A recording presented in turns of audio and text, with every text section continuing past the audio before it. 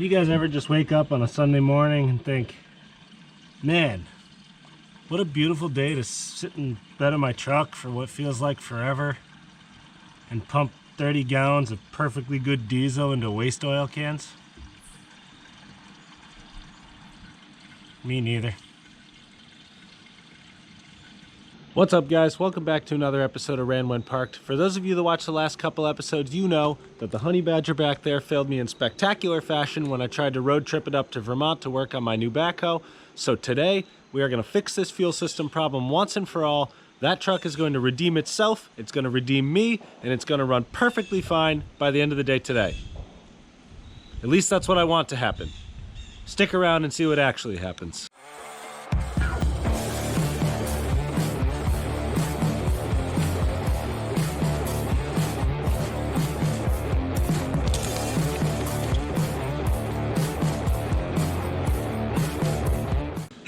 All right, so first things first, I gotta get all the diesel out of this thing.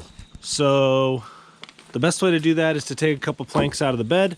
So we're gonna take the bed apart, we'll get to the fuel tank, I'll pull the lines off the sending unit, we'll pull the sending unit out, make sure it's not clogged up because it might be like a fuel distribution thing and there isn't actually any more water in there. Maybe we'll talk more about that later. And then we'll start pumping all the fuel out, which is going to be terrible because it's got like 30 gallons of fuel in it, as I just filled it up, of course. And then depending on what we find, we'll change the filter. Maybe we'll cut that open, the old one, and see what's inside it. We'll blow out the lines a little bit, and we will say a silent prayer that we actually fix this thing, because I'm getting sick and tired of this problem.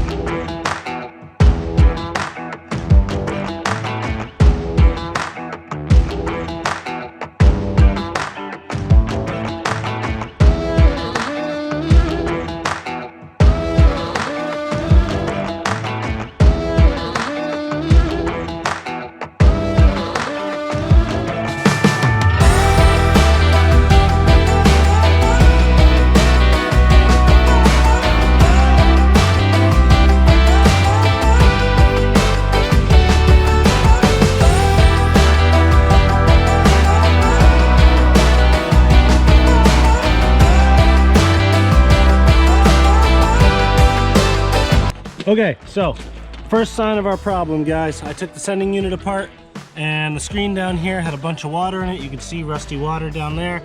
And then this is the stopper thing that sits above that sending unit, and that is just like nasty, gummy, watery diesel. So this thing's full of water. I mean, I think all that is water, to be honest with you. I don't even think that's diesel fuel. So we have a lot of cleaning to do. So we're gonna start by pumping that tank out, and then I'm gonna clean the sending unit out. We'll clean out the lines, new filter, and then we'll hope for the best.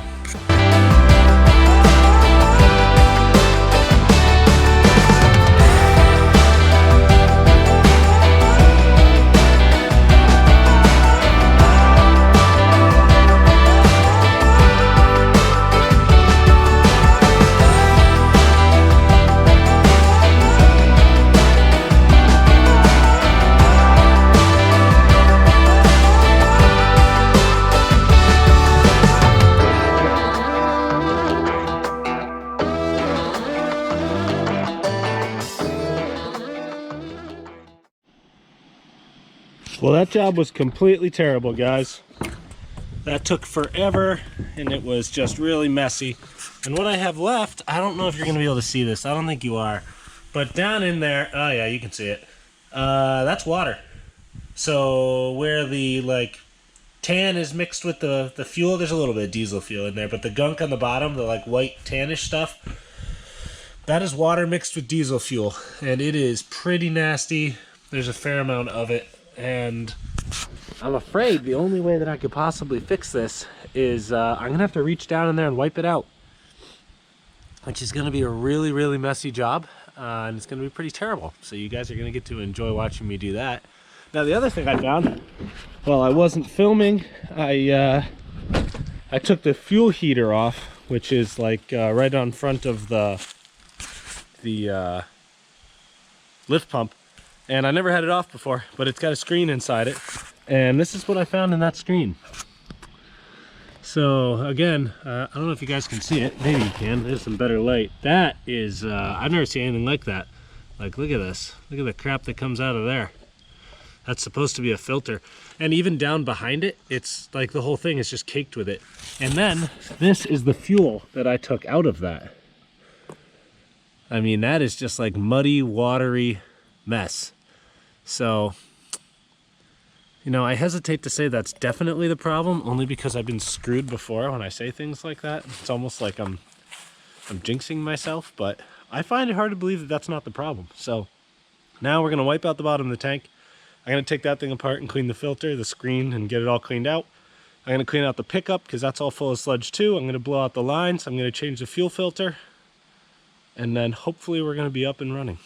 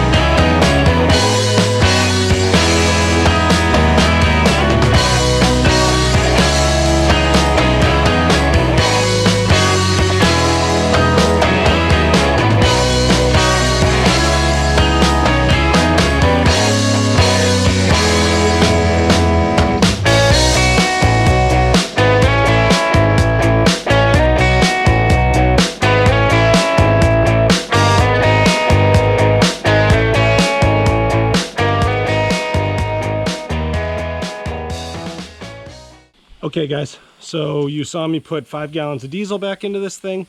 I put the fuel sending unit back together, cleaned everything out, cleaned out the screens and all that crap. Now what you didn't see is I just put a new filter back on it, fuel filter, and I also put the heater element back together with the clean screen and stuff. I didn't film that because there was just no way to get a good shot. So what I need to do now is just bleed the fuel system, open up the bleeder valve and pump it a little bit until I see fuel, and then we'll be trying to start this thing back up. But what I want to show you is, this is the fuel that came out of the fuel filter. Look at that. I mean, I sound like a broken record recently in these last couple videos, and really especially today, but I've never seen anything like that. Like, what is that? It's like a disgusting chocolate milkshake. So, again, I mean, I don't want to jinx myself, but I feel like this has to be the problem with the truck. I can't imagine that this isn't what was wrong. I feel like if you just sit there and idle, or you drive around slowly like on back roads, not revving it up, it wasn't really using enough fuel to cause a problem. But then when you get on the highway, or you beat on it, or you're towing, or something like that, it's actually physically using enough fuel that it can't replenish fast enough because all those filters were so clogged. So let's hope that's the problem. I'm gonna go prime this thing back up, and then we're gonna see if it starts.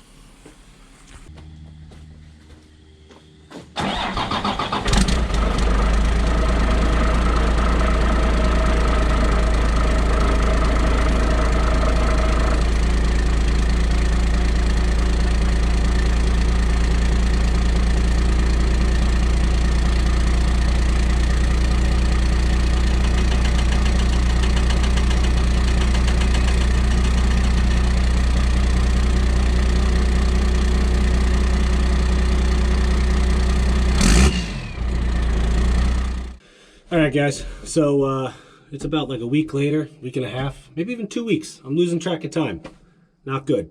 So I've driven the truck around a little bit, around town and stuff, some short trips and things, but it's been cold here in Connecticut. And honestly, I haven't hooked the defroster vents back up yet, so it gets a little tough to drive when the windshield starts getting all, you know, fogged over. But it's a beautiful weekend. It's like 70 degrees out right now. You gotta love that.